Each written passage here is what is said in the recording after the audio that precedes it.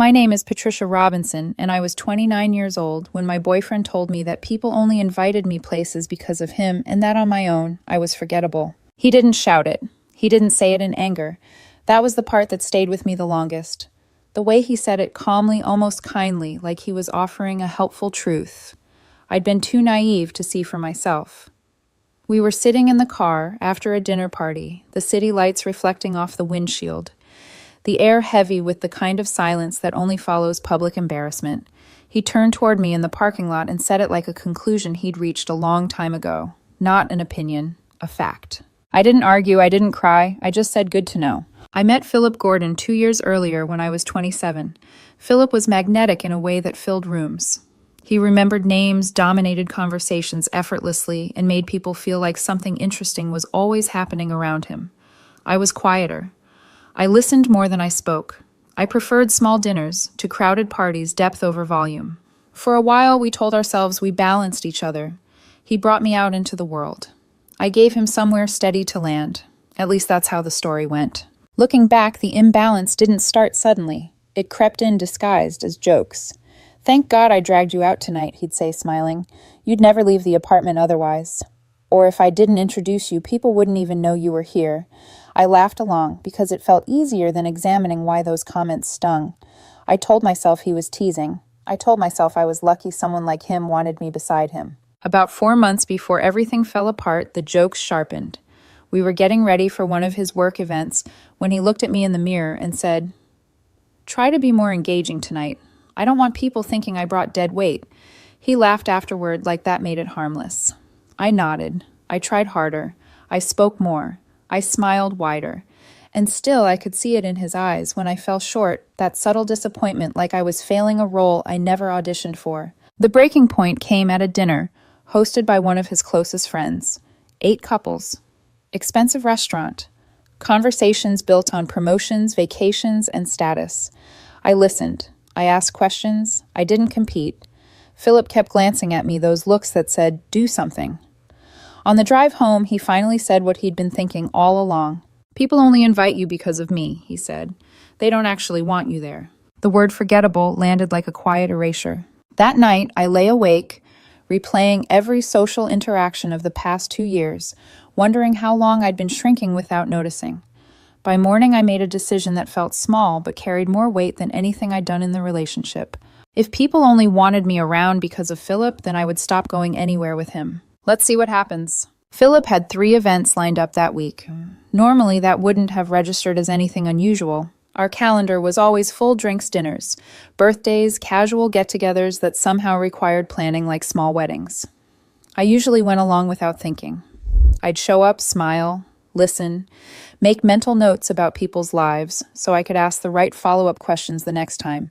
I never questioned whether I belonged there, not until he told me I didn't. On Wednesday afternoon, while I was still working at the kitchen table, Philip walked past me, adjusting his jacket, and said, "What time do you think you'll be ready?" "I'm not going tonight," I said, keeping my voice even. He stopped mid-step. "What?" "You said people only invite me because of you," I replied. So I figured I'd save everyone the trouble. He laughed once, sharp and dismissive. "That's not what I meant. Don't be dramatic." "I'm not," I said. "I'm just listening." His expression tightened, like he hadn't expected his words to be taken so literally. "You're really going to stay home?" "Yes." He stared at me for a moment, clearly weighing whether this was a fight worth having. Then he grabbed his keys. "Fine, do whatever you want." The door closed behind him, and for the first time in weeks, the apartment felt peaceful. He came home around 11 that night, a little louder than usual, dropping his shoes near the door. I didn't ask how it went. He didn't offer. We brushed our teeth side by side in silence, the mirror reflecting 2 people pretending nothing had shifted. Friday came quickly. Dinner at his friend Rebecca's place, one of those evenings that always ran late and left me exhausted in a way I never quite understood. While I was cooking dinner for myself, Philip leaned against the counter and asked, "You coming tonight?" "No." He exhaled sharply. "Still doing this." "I thought we agreed," I said calmly. "You go. I won't embarrass you." "That's not fair," he snapped. "I'm being forgettable at home," I said. "Isn't that better?" He didn't have a response for that. He left anyway. When he came back close to midnight, I could tell something was off. Not dramatic, just a slight edge beneath his usual confidence. "Rebecca asked about you," he said, casually tossing his phone onto the couch. I looked up. What did you tell her? That you weren't feeling well. Why lie? He frowned. Because I'm not telling my friends my girlfriend is boycotting social events to prove a point. I'm not boycotting, I said. I'm respecting what you told me. He shook his head, clearly irritated. You're twisting my words. I'm testing them. Saturday morning was different. The brunch with his college friends was always a big deal. The group he saw most often, the one he talked about constantly. Philip paced the apartment while I drank my coffee, glancing at the clock like time itself was pressuring him. You're coming today, he said finally. This has gone on long enough. No, I replied. His voice dropped. People are asking questions. What questions about me? He hesitated. About us. About why you're suddenly never around. Tell them the truth, I said. That I'm forgettable. His jaw tightened. I shouldn't have said that. But you did. He left without another word. I spent the afternoon reading, finishing a project for work, enjoying the quiet. Around 4, I heard the door open. Philip walked in and went straight to the bedroom without saying a word. No greeting, no complaint, just silence. After an hour, I knocked and stepped inside. He was sitting on the edge of the bed, staring at the floor like it had personally betrayed him. What happened? I asked. Nothing. You look like something happened. He finally looked up at me, and for the first time in 2 years, his confidence wasn't there, just uncertainty. Someone pulled me aside at brunch, he said slowly. Asked why you stopped coming. My chest tightened. Who? Jen. I sat down across from him. What did she say? He swallowed. She said, everyone's been asking about you, not why you weren't there. About you. I didn't speak. I let the silence do the work. She said they miss you, he continued. That you're one of the few people who actually listens, that you remember things, that you make people feel comfortable. The room felt suddenly very still. She asked if I'd done something to make you feel unwelcome, he said quietly. I watched him process it in real time, the realization that his certainty might have been wrong all along. Philip didn't tell me everything all at once. The words came out slowly, like he was afraid that if he said them too clearly, they would become permanent. She pulled me aside near the end, he said, rubbing his hands together. I told her you were busy with work. She said that was fine. Then she said, he stopped, swallowed hard. I waited. She said people had been asking about you all morning, that they thought it was strange I kept showing up alone. Not strange in a judgmental way, just noticeable. I felt something shift in my chest, a quiet pressure I hadn't realized had been there until it loosened. What else? I asked. Philip's voice cracked slightly. She asked if I'd said something to make you stop coming, if I'd made you feel like you didn't belong. The irony of that nearly took my breath away. What did you say? I asked. I lied, he admitted. I said you were just stressed. But she didn't believe me. He stared past me, eyes unfocused. She said if I was making you feel small, I was making a huge mistake. I leaned back against the headboard. Why would that be a mistake? He hesitated, then spoke so quietly I almost missed it. Because apparently people like you more than me. The room went silent again, heavy with the weight of something irreversible. She told me they've been complaining, he continued. Not about you, about me. About how I talk over people, how I redirect every conversation back to myself, how exhausting it can be. I watched him unravel, not dramatically, not with anger, but with the slow collapse of a self-image he'd built carefully over years. And she said the only time I'm actually tolerable, he went on, eyes flicking to mine, is when you're there. That you soften me. You make me listen. I didn't know what to say. There was no triumph in it, no vindication, just a strange sadness, like discovering a crack in a foundation you'd trusted. They've been saying this for months, I asked. He nodded. They just never said it to me. Not until you stopped coming. I exhaled slowly. So when you said people only invited me because of you, I was wrong, he said immediately. Completely wrong. I studied his face. Then why did you say it? His shoulders slumped. Because I was scared. Scared that if you weren't there, people wouldn't tolerate me. And if you were there, they might like you more. The honesty landed harder than any insult had. I spent 2 years convincing you that you only mattered because of me, he said. When the truth is, I only mattered because of you. I shook my head. That's not fair either. I know, he said. But it's closer to the truth. Over the next few days, the shift became impossible to ignore. Invitations started arriving, texts, casual messages, follow-ups. Some were to both of us, some weren't. On Wednesday, Philip asked if I wanted to join him for drinks with his work friends. No, I said gently. He went alone, came back 2 hours later, visibly deflated. They asked about you again, he said. Kelly said she misses talking to you about books. Apparently you two had this ongoing conversation about science fiction. I frowned. I don't remember that. That's the problem, he said softly. You don't realize when you're connecting with people. Friday night, his phone buzzed while we were sitting on the couch. He stared at the screen for a long moment before handing it to me. It was a message from Rebecca. Hey, Patricia. Philip said you've been swamped with work, but we're having a small dinner next week and would love if you could make it. No pressure, but you're missed. I looked up at him. They invited me, not us. He nodded slowly, I noticed. You should go without me, I said. He sat down heavily. I think I've spent years telling myself I was the reason people showed up. Turns out I was just the loudest one in the room. I handed the phone back. What does this mean for us? He didn't answer right away. When he did, his voice was quiet and unsure. I think it means I need to figure out who I am when I'm not performing. And I think I need to face what I've done to you. The messages didn't stop after that. If anything, they became more direct. It started with small things.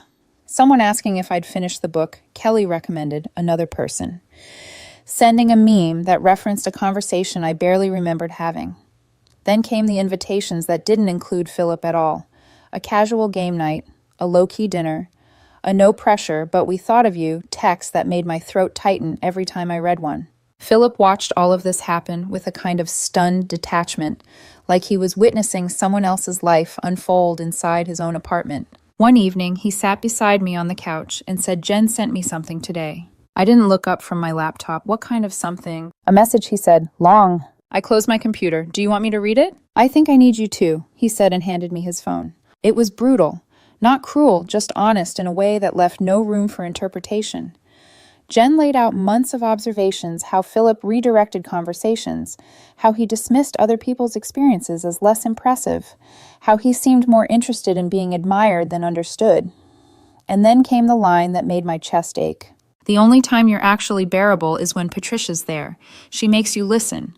When she's not around, you exhaust people. I handed the phone back slowly. That's a lot. It is, he agreed, but it's not wrong. He rubbed his face fingers, pressing into his eyes. I've been telling myself I'm confident, that I'm charismatic, but I think I've just been afraid of being forgettable myself. The irony hung between us. I spent 2 years shrinking you so I wouldn't have to look at that fear, he said. I made you the quiet one so I could stay the center. I felt something inside me steady as he spoke, not because the pain disappeared, but because the confusion finally did. I need space, I said carefully. Not to punish you, just to breathe. He nodded immediately. I get that. Over the next few weeks, Philip started therapy. He told me about it without defensiveness, without asking for praise. I went back to a few social events alone. Each time felt strange, like stepping into a room I'd never realized I'd already been welcome in. People talked to me, listened, asked follow-ups, remembered things about my life that I'd forgotten I'd shared. At home, Philip was quieter, more cautious with his words. Sometimes I caught him watching me with an expression that wasn't resentment or jealousy, but grief. Grief for the version of himself he could no longer be. One night as we lay in bed, he said, I don't know how to undo what I said to you. I don't either, I replied honestly. You're not forgettable, he said. I know that now. I turned toward him in the dark. Knowing it now doesn't erase hearing it then. He didn't argue. He just nodded, accepting the truth of that. The hardest part wasn't what he'd said, it was how easily I'd believed him. We didn't break up right away. From the outside, it probably looked like we were doing everything right. Philip kept going to therapy, sometimes twice a week. He started talking about insecurity instead of confidence, about control instead of charisma. He apologized often, but not performatively. There were no grand speeches, no dramatic gestures, just small, consistent attempts to change how he spoke to me, how he spoke about me, how he listened. I tried too. I started going to events again, though, not all of them, and never automatically. If he interrupted me in conversation, I corrected it. If he framed something as though I owed my social life to him, I stopped him immediately. He accepted those corrections without argument, which would have meant more to me if it hadn't come so late. But some things don't reset just because they're acknowledged. There were moments, quiet ones, when the damage surfaced unexpectedly, a pause before speaking in a group, a second guessing of whether my presence was welcome, a flicker of relief when someone addressed me directly as if confirming I was still visible. Philip noticed. He always noticed. One evening after we returned from a small gathering, he said, You were quieter tonight. I know, I replied. Did I do something? No, I said. You didn't. This is just residue. The words settled heavily between us. I spent 2 years telling you who you were, he said slowly, And now you're left sorting out which parts of that stuck. I nodded. And you're left with a social circle that doesn't revolve around you anymore. He smiled faintly. That part's been humbling. Sometimes he'd show me messages from friends, people being polite, but distant. Invitations that came less frequently. Conversations that felt thinner without me present to anchor them.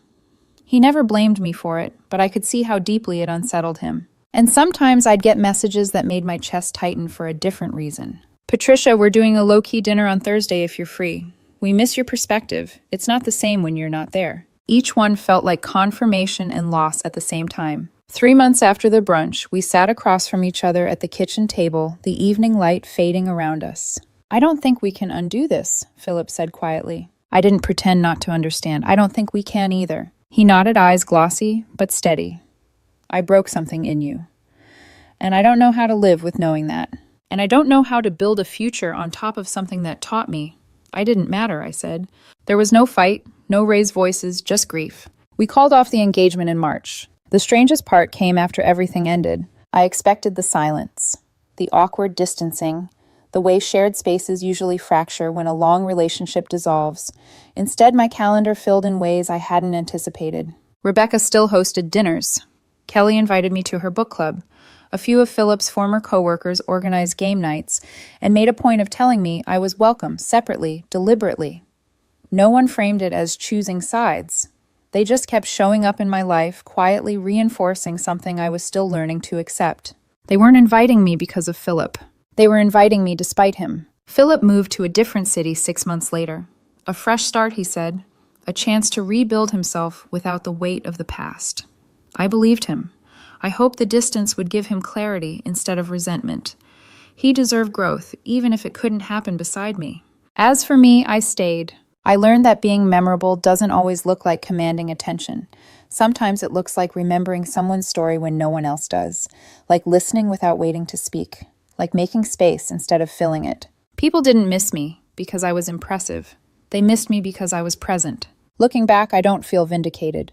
Vindication implies winning, and there were no winners here. I felt sad for the version of myself that accepted being diminished, and for the version of Philip who built his identity on something so fragile it collapsed the moment it was questioned. The moment everything changed wasn't the breakup, it was the whisper at that brunch, the quiet truth that unraveled years of certainty. Philip had built his sense of self around being the reason I belonged. When that turned out to be false, he had to confront who he actually was, and I had to confront how long I'd let someone define my worth. I was never forgettable. I was just quiet in a world that confuses volume with value. Sometimes the cruelest thing someone can do is convince you that you don't matter.